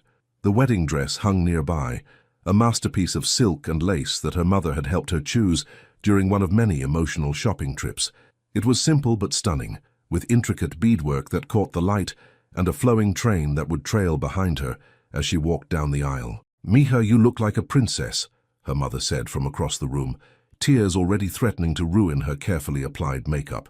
Maria Torres had arrived in Chicago 3 days ago and had spent every moment since then alternating between crying happy tears and interrogating the catering staff about the reception menu.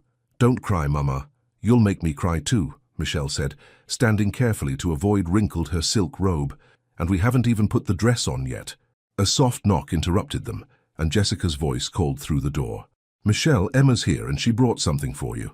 "Come in." Emma Carter entered with her usual graceful confidence, carrying a small wrapped box and wearing the radiant smile that had become familiar over the past year. She and Michelle had grown close, bonded by their shared affection for Ragnar and Emma's wicked sense of humor about her brother's romantic cluelessness. "From the groom," Emma said, presenting the box with mock formality. "He's been pacing his suite for the past hour, driving the groomsmen crazy. I told him if he didn't stop, I was going to drug his coffee." Michelle opened the box with trembling fingers to find a delicate tennis bracelet made of diamonds and sapphires. The sapphires the exact shade of blue as Ragnar's eyes. A note was tucked underneath, "For my brilliant wife-to-be. Thank you for teaching me that the best investments are made with the heart. I can't wait to spend forever showing you how much I love you." "Oh," Michelle breathed, her eyes filling with tears despite her best efforts. "He chose it himself," Emma said softly. "Spent 3 hours at the jewelry store asking questions about cut and clarity and whether the setting would be comfortable for daily wear. The saleswoman said she'd never seen a man more determined to find the perfect piece." Michelle fastened the bracelet around her wrist, marveling at how the stones caught the light. It was exactly something Ragnar would choose, beautiful but practical, luxurious but not ostentatious, a piece she could wear every day and think of him. "How is he?" Michelle asked, suddenly nervous about seeing him at the altar. "Terrified and ecstatic in equal measure," Emma replied honestly. "He keeps checking his watch and asking if you've changed your mind. I finally had to remind him that you're the one who proposed the short engagement because you didn't want to wait." It was true. After Ragnar's proposal, Michelle had suggested a quick wedding, partly because she didn't want the stress of a long engagement, but mostly because she was ready to start their married life together. They had both waited long enough for happiness. "Ladies," Jessica announced from the doorway, "it's time." The next hour passed in a blur of final preparations. Michelle's mother fastened the buttons on the wedding dress, 37 tiny pearl buttons that ran from the base of Michelle's neck to her waist. Emma arranged the flowing train, while Jessica made sure the flowers in Michelle's hair were perfectly positioned. When Michelle finally looked at herself in the full-length mirror, she barely recognized the woman staring back. The dress fit like it had been made for her, emphasizing her natural curves while maintaining an air of elegant sophistication. But more than that, she looked happy, truly, deeply, radiantly happy, in a way that seemed to glow from within. "Oh, baby girl," her mother whispered, coming to stand beside her. "Your father would be so proud." The mention of her father made Michelle's throat tighten with emotion, but it was a good ache, the kind that comes from missing someone while also feeling their love surrounding you. "I wish he could be here," Michelle said softly. "He is here, Mija. In every choice that brought you to this moment, in every lesson he taught you about waiting for real love, in the strength you've shown throughout this whole journey, he's here. The limousine ride to the church passed quickly, filled with last-minute touch-ups and nervous laughter. Michelle had chosen to get married at St. Alphonsus, a beautiful old church on the north side, where the light streamed through stained glass windows in jeweled patterns that reminded her of kaleidoscopes. As they pulled up to the church, Michelle could see guests filing in, colleagues from TechVision, college friends who had flown in from Texas, Emma's friends from London, and Ragnar's business associates who had become genuine friends over the past year. The guest list was small but meaningful, filled with people who had supported their love story from the beginning. "You ready for this?" Jessica asked, adjusting Michelle's veil one final time. "I've never been more ready for anything in my life." The processional began with Emma walking down the aisle in her sage green bridesmaid dress, followed by Jessica in a complementary shade of dusty rose. Michelle watched from the back of the church as her friends took their places at the altar, and then the wedding march began. The church doors opened, and Michelle got her first glimpse of Ragnar waiting for her at the end of the aisle. He looked magnificent in his black tuxedo, his hair perfectly styled, his blue eyes bright with unshed tears as he watched her appear in the doorway. But what took her breath away wasn't how handsome he looked. It was the expression on his face, pure joy, complete adoration, and something that looked like wonder, as if he couldn't quite believe this moment was real. Michelle's mother squeezed her arm. "Go get him, baby girl." And then Michelle was walking down the aisle, her eyes locked on Ragnar's, her heart so full of love and gratitude that she felt like she might float right off the ground.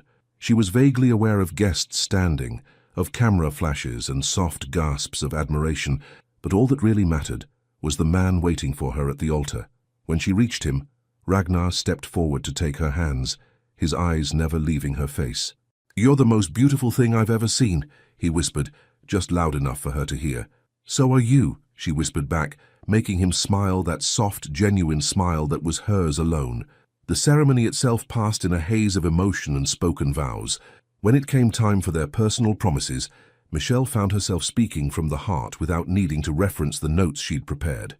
"Ragnar," she began, her voice steady despite the tears in her eyes. "A year and a half ago I was a woman who had never been kissed, who thought love was something that happened to other people. You showed me that I was wrong. Not about love being magical, but about it being out of reach. You taught me that love isn't about finding someone perfect. It's about finding someone whose imperfections complement yours perfectly." She paused, looking into his eyes and seeing her entire future reflected there. "You've supported my dreams, celebrated my successes, and held me through my fears. You've shown me what it means to be truly partnered with someone, to have a love that makes both people stronger. I promise to stand beside you through everything life brings us, to be your soft place to land and your biggest cheerleader, to love you fiercely and completely for all the days of my life." When Ragnar spoke his vows, his voice was rough with emotion but unwavering in its conviction. "Michelle, you saved me from a life I didn't even realize was empty. Before you, I thought success was measured in dollars and deals and corporate achievements. You showed me that the real measure of a life well lived is love, given freely, received gratefully, and shared completely." He squeezed her hands gently. "I promise to love you not just in the easy moments, but especially in the difficult ones. I promise to be your partner in all things, to respect your independence while building our interdependence, to make our love a priority above all else. I promise to spend every day trying to be worthy of the gift of your heart." When the minister pronounced them husband and wife, and Ragnar kissed her with all the love and promise of their shared future, Michelle felt like every difficult moment, every lonely night, every tear she'd had been worth it to arrive at this perfect, shining moment. The reception was a celebration in every sense of the word. They danced their first dance to "At Last" by Etta James, swaying together in the middle of the dance floor, while their friends and family watched with tears of joy. Later, during the dinner speeches, Emma regaled the guests with stories of Ragnar's romantic cluelessness, while Jessica shared tales of Michelle's transformation from shy assistant to confident powerhouse. But the moment that meant the most to Michelle came near the end of the evening, when her mother pulled her aside for a private conversation. "Mija," Maria said, taking Michelle's hands in hers, "I want you to know how proud I am of the woman you've become. Not just today, but throughout this whole journey. You waited for real love, you fought for it when it was threatened, and you've built something beautiful together. Thank you, Mama, for everything, for supporting me, for raising me to know my worth, for teaching me to be brave. That courage was always inside you, baby girl. You just needed to find it. Maria smiled through her tears. Your father used to say that the best love stories aren't about finding your prince. They're about becoming your own queen first. You did that, Michelle. You became your own queen, and then you found your equal. As the evening wound down and guests began to leave, Michelle found herself standing on the hotel's terrace with Ragnar, looking out over the Chicago skyline that had been the backdrop for their entire love story. She was still wearing her wedding dress, though she'd kicked off her heels hours ago, and Ragnar had loosened his tie and rolled up his sleeves. "So, Mrs. Carter," he said, pulling her close and resting his chin on top of her head, "how does it feel to be married?" "Like coming home," she said without hesitation. "Like everything in my life finally makes sense." "I know exactly what you mean." He turned her in his arms so she was facing him. "Michelle, I need you to know something. Every day with you has been better than the last, and I can't wait to see what our future holds. Whatever comes, kids, career changes, growing old together, I want to face it all with you." "Kids?" Michelle raised an eyebrow teasingly. "We haven't even been married for 6 hours and you're already planning our family?" "I've been planning our family since the day you said yes to my proposal, but only if you want that too." "I want everything with you," she said simply. "The whole beautiful, complicated, wonderful mess of a life together." As they kissed under the Chicago stars, Michelle marveled at how much had changed since that day in the company cafe when she'd whispered her secret to Jessica. She had been so afraid then, afraid of being different, of wanting too much, of never finding someone who could love her the way she dreamed of being loved. Now she understood that all of those fears had been preparing her for this moment, this love, this man who saw her exactly as she was and chose her anyway. She had waited 28 years for her first kiss, but it had been worth every lonely night to have it be with the man she would spend the rest of her life kissing. Sometimes the best things in life are worth waiting for, not because they're perfect, but because when they arrive, they make everything that came before make perfect sense. 5 years later, she still came back to that company cafe sometimes, but now with peace in her heart and a different kind of hunger. The autumn sun streamed through the familiar floor-to-ceiling windows of Tech Vision Industries as Michelle Carter walked through the executive floor, her heels clicking confidently against the marble she once thought she'd never belong on.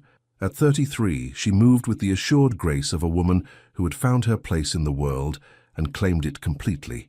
The nameplate on her corner office read, Michelle Carter, Chief Innovation Officer, a title she'd earned through 5 years of exceptional work, strategic vision, and the kind of leadership that inspired loyalty rather than fear. The company had flourished under the collaborative culture she and Ragnar had fostered together, and Michelle's department had become the crown jewel of Tech Vision's expansion into emerging markets. But today she wasn't thinking about quarterly projections or market analysis. Today she was thinking about the secret she'd been carrying for 2 weeks, the same kind of secret that had started their entire love story, though this one was infinitely sweeter. "Knock, knock," Emma's voice called from the doorway. "Got a minute for your favorite sister-in-law?" "My only sister-in-law," Michelle replied with a grin, looking up from her laptop. Emma looked radiant in her navy business suit, her London polish softened by genuine warmth. She had moved back to Chicago 2 years ago to open the American branch of her consulting firm, and the Carter siblings had never been closer. Details. Emma settled into one of Michelle's guest chairs, studying her with those perceptive blue eyes that ran in the family. "You look like you're bursting with something." Michelle's hand moved unconsciously to her still flat stomach. "What makes you say that?" "Because you have the same expression Ragnar had the week before he proposed, like you're carrying around the world's best secret and you're about to explode from keeping it." Before Michelle could respond, another voice joined the conversation. "Is this where the important women of my life are hiding?" Ragnar appeared in the doorway, and Michelle's heart still skipped a beat at the sight of him, even after 5 years of marriage. He'd aged into his early 40s with distinguished grace, a few silver threads at his temples, laugh lines around his eyes that spoke of happiness rather than stress, and a confidence that came from being a man thoroughly content with his choices. "Your wife is plotting something," Emma announced. "I can tell."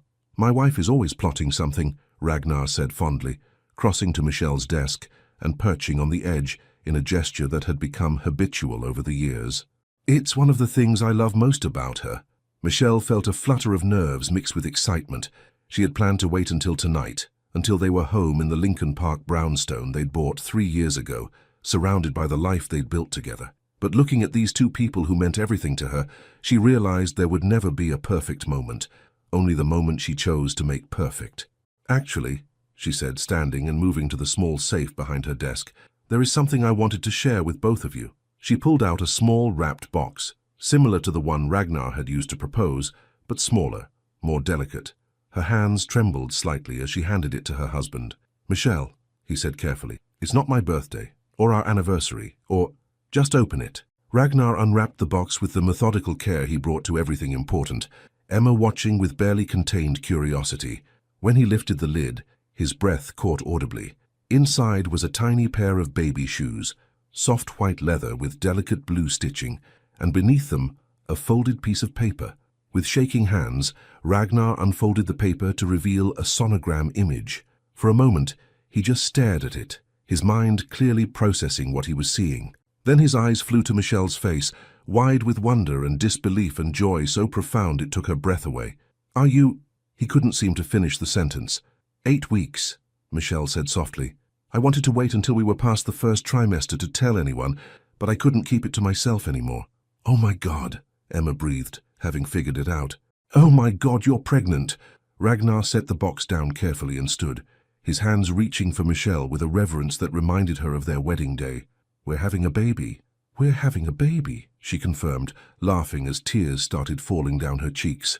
He swept her into his arms, spinning her around the office just like he had the day he proposed, his laughter mixing with hers and Emma's delighted squeals. When he set her down, his hands immediately went to her stomach even though there was nothing to feel yet. "How long have you known?" he asked. 2 weeks. I've been trying to figure out the perfect way to tell you, and then I realized that the perfect way was just this. Here with Emma in the place where it all started." "This is incredible," Emma said, wiping away happy tears. "I'm going to be an aunt. Oh, you two are going to be such amazing parents." "Aunt Emma," Ragnar mused, still looking dazed. "That has a nice ring to it." They spent the next hour talking about due dates and doctor's appointments and all the practical considerations that came with bringing a new life into the world. But underneath the logistics, Michelle could feel the deeper current of emotion, the recognition that their family was expanding, that the love they'd built together was creating something entirely new. That evening they walked home through Lincoln Park, hand in hand like they had so many times before. The October air was crisp with the promise of winter, and the trees were ablaze with fall colors that painted everything in warm golden light. "I can't believe we're going to be parents," Ragnar said for the 10th time that day. "Nervous?" Michelle asked, though she could see the answer in his expression. Not nervous exactly, but awed by the magnitude of what lay ahead. "Terrified," he admitted, "but also, I can't remember ever being this excited about anything, except maybe marrying you." They stopped at their favorite bench overlooking the lake, the same spot where Ragnar had taken her on their first official date 5 years ago. The city skyline glittered across the water, and Michelle marveled at how different she felt sitting here now compared to that nervous young woman who had barely known how to accept a compliment. "Can I tell you something?" she said, leaning against his shoulder. "Always. Sometimes I think about that scared 28-year-old who thought she was broken because she'd never been kissed, and I want to tell her that she wasn't broken. She was just waiting for the right story to begin." Ragnar's arm tightened around her. "What would you tell her about us? About all of this?" Michelle was quiet for a moment, watching the lights dance on the water. "I'd tell her that love isn't about finding someone who completes you. It's about finding someone who inspires you to complete yourself. I'd tell her that the best relationships aren't built on need, but on choice. Every day, we choose each other, choose to grow together, choose to face whatever comes as a team." "And what would you tell her about waiting? About saving herself for something real?" "I'd tell her that every lonely night, every rejected date, every moment of feeling different from everyone else was preparing her for something extraordinary, that she was learning to value herself, to understand her own worth so that when love finally came, she'd recognize it and be brave enough to claim it." They sat in comfortable silence for a while, watching the city they'd made their home sparkle in the darkness. Finally, Ragnar spoke. "I love you, Michelle Carter. I love the woman you were when I met you, the woman you became as we fell in love, and the woman you're becoming as we build this life together. I love that our child will grow up seeing what real partnership looks like. I love you too." more than I ever thought it was possible to love someone. Michelle placed her hand over his where it rested on her stomach. Do you think we'll be good at this? Parenting? I think we'll figure it out together, just like we've figured out everything else. And I think our kid is going to be incredibly lucky to have you as a mother, and you as a father. As they walked the final few blocks home, Michelle found herself thinking about the young woman she'd been, sitting in that company cafe and whispering her secret to Jessica. That woman had been so afraid of being different, of wanting something that seemed impossible to find. Now carrying the child of the man who had become her best friend, her partner, her home, Michelle understood that her long wait hadn't been a flaw or a failure. It had been a gift.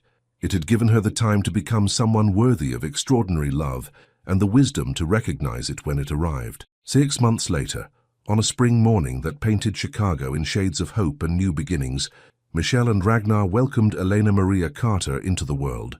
She had her father's blue eyes and her mother's determined chin, and when she wrapped her tiny fingers around Michelle's thumb for the first time, Michelle knew with absolute certainty that every moment of waiting, every tear shed, every lonely night had been worth it to arrive at this perfect, complete happiness. Some people find love early and easily. Others wait longer, search harder, and sometimes wonder if they're meant to walk through life alone. But Michelle's story proved that the best love stories aren't always the quickest ones. Sometimes they're the ones that teach us the most about ourselves, that challenge us to grow into the people we're meant to become, that show us that the very things that make us different might just be the things that make us extraordinary.